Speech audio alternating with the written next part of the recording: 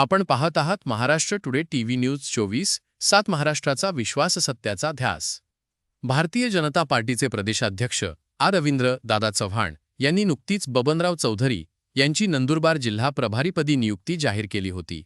त्यानिमित्त 10 मे 2026 रोजी नंदुरबार येथे आगमन झाल्यावर पक्षाच्या पदाधिकाऱ्यांनी त्यांचा पुष्पगुच्छ देऊन सत्कार केला।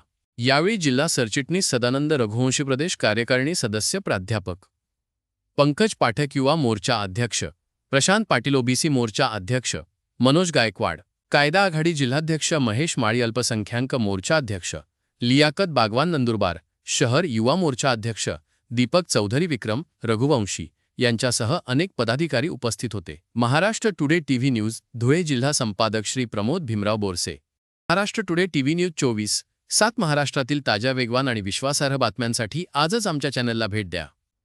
लाईक करा, शेअर करा, सबस्क्राईब करा आणि पाहत रहा महाराष्ट्र टुडे टीव्ही न्यूज 24/7 महाराष्ट्राचा विश्वास सत्याचा ध्यास।